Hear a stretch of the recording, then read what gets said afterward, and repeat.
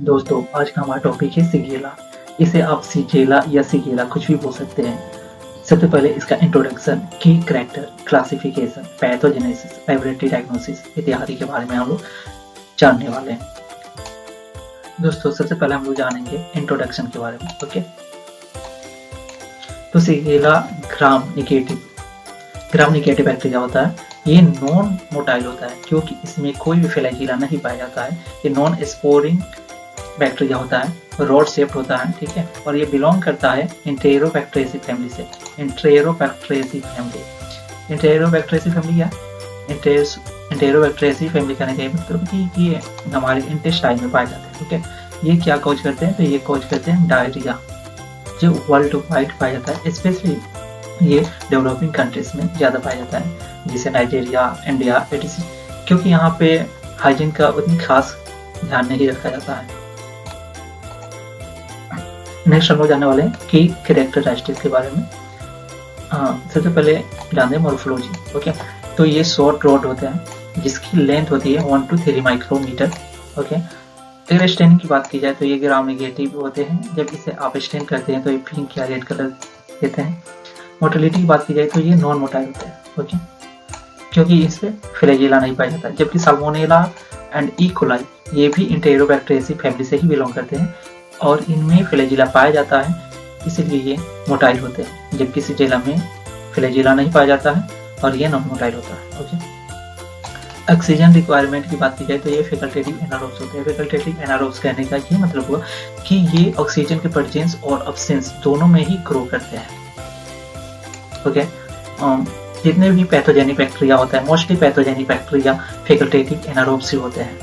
अगर बायोकेमिकल की बात की जाए तो ये नॉन लैक्टोज फर्मेंटर होते हैं एक्सेप्ट इस सोनी, यानी सिजेला का ये सोनी जो स्पीसीज होता है ये लैक्टोज फर्मेंटर होते हैं, लेकिन ये लेट लैक्टोज फर्मेंटर होते हैं। ओके, इंडोर वेरिएबल होगा, H2S नेगेटिव होता है, urease negative, citrate negative, LDC lysine decarboxylase negative. Okay, अब हम लोग देखेंगे इसकी क्लासिफिकेशन एंड स्पीसीज के बारे में।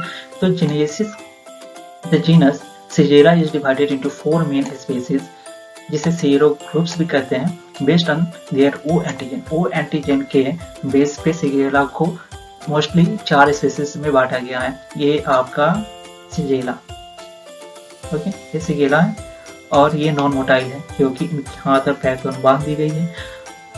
पहला होता है is dysentery, is flexionary, is Y and D. Okay, is sony, ये है सन एंड आई। जैसे ये निमोनिक्स हुआ, जिसे आपको याद करने में आसानी होगी। ओके, तो कितने species? 4। is dysentery, is flexionary, is YD, is sony। I hope इतनी बातें समझ में आई होगी। नेक्स्ट हम लोग जानेंगे pathogenesis and virulence. This is the most important slide in this lecture. Shigellosis is an acute inflammatory colitis resulting from the mucosal invasion. देखिए, Shigella is the bacteria and shigellosis is the disease.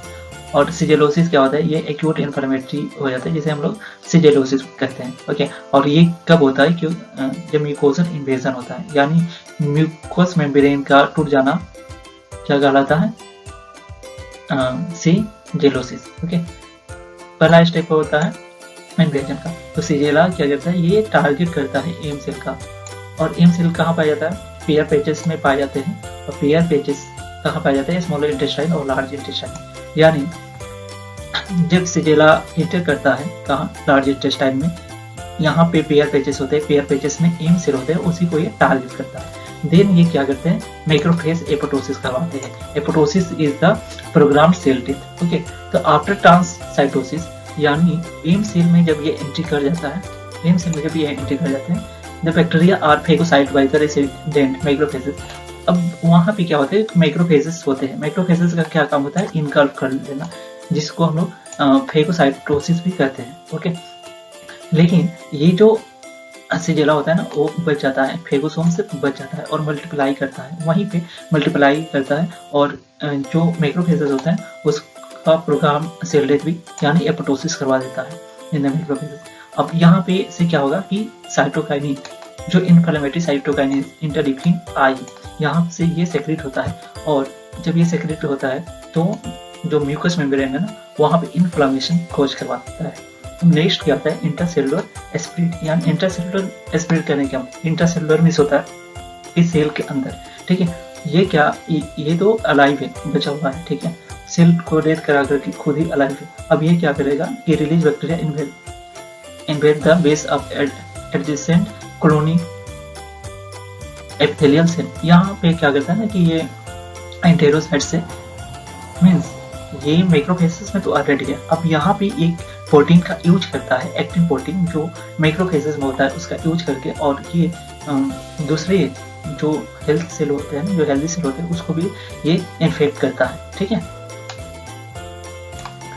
अब fourth है tissue damage the intense inflammatory.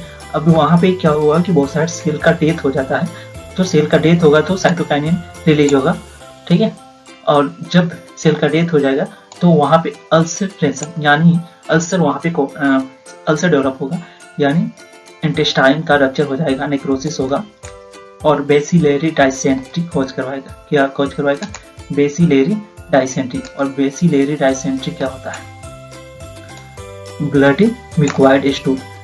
जब stool निकलेगा तो उसमें मिकोस रहेगा और blood रहेगा, ओके, उसमें पस भी रहेगा, इसी को हम लोग कहते हैं बेसिलरी डाइसेंट्री। तो सिजेला अल्टीमेटली क्या करवा रहा है, बेसिलरी डाइसेंट्री करवा रहा है। दोस्तों जो स्लाइड मैंने दिखाया है उसी का ये फिगर के द्वारा समझाने की कोशिश किया जा रहा है। इससे पहले ये सिजेला है, ठीक है, और सिजेला क्या कर रहा है, इन्वेट करने की कोशिश कर रहा है। सिजेला के पास T3SS14 पाया जाता है, जो न्यूक्ली लाइक स्ट्रक्चर होता है, जो एम सेल को इन्वेट करने में मदद करता है, ठीक है। तो सिजेला क्या किया, इन्वेट किया, और इन्वेट करने के बाद जो मैक्रोफेजेस होते हैं, मैक्रोफेजेस को द्वारा ये सिजेला को इनगल्फ कर दिया गया है चारों तरफ से, ठीक है। इनगल्फ तो कर लिया, लेकिन जो सिजेला होता है यहाँ से बच जाता है। बच कैसे जाता है, ये देखिए, ये होता है एक्टिन प्रोटीन, ये एक्टिन प्रोटीन है, ये भी एक्टिन प्रोटीन है।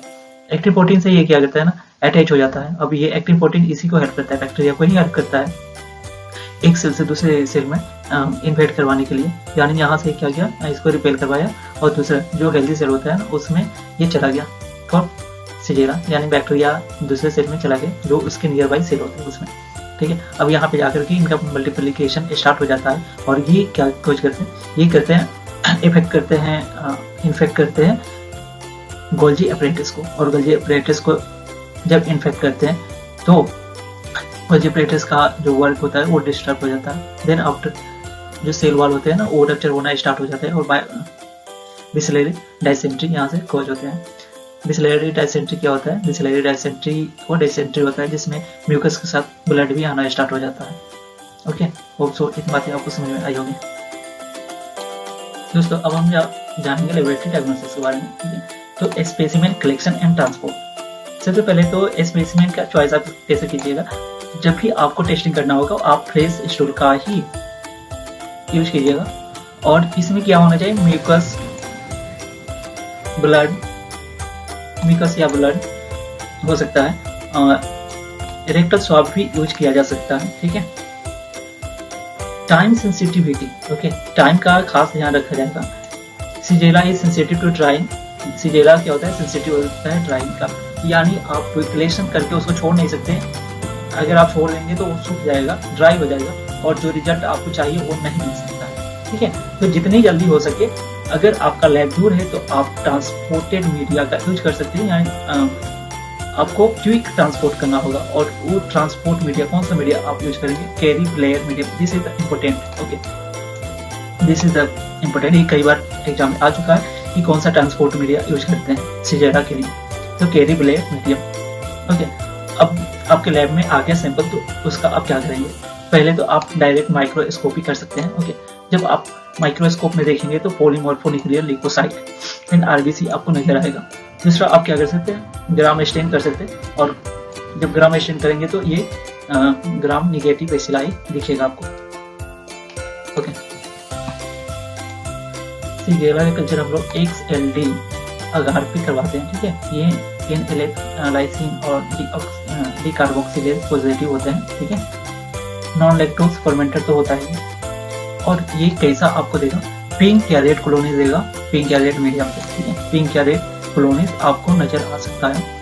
जबकि ई कोलाई, अगर इसमें ई कोलाई का भी बैक्टीरिया है तो ये येलो नजर आएगा। और सीगेला कैसा नजर आएगा, पिंक या रेड कलर का नजर आएगा, ठीक है। न्यूक्लिक एसिड एम्प्लीफिकेशन टेस्ट आप यूज कर सकते हैं या नाट आप यूज कर सकते हैं। नाट से आप क्या पता लगा सकते हैं, इसमें डायरेक्ट सीगेला के जो सेल जो टारगेट जीन होते हैं IPAH, इसको आप पता कर सकते हैं। IPAH क्या होता है, ये विवलेंस होता है, विवलेंस प्लाज्मिड होता है। अच्छा, प्लाज्मिड क्या होता है, प्लाज्मिड इज सर्कुलर डीएनए, यानी आप डायरेक्ट IPAH जीन का डिटेक्शन कर सकते हैं जो सीगेला कोज करवाता है। उसके अलावा में अल्सो टेस्ट सीगा टॉक्सिक जीन का भी आप डिटेक्शन कर सकते हैं। यानी अल्टीमेटली अगर देखा जाए तो सीगेला में क्या पाया जाएगा, IPAH जीन और HTX जीन पाया जाता है, सीगा toxic gene. Okay, hope so आपको ये लेक्चर पसंद आई होगी। Thank you so much. अगर ये लेक्चर आपको पसंद आया हो तो please like, comment, share and subscribe. Thank you so much once again guys।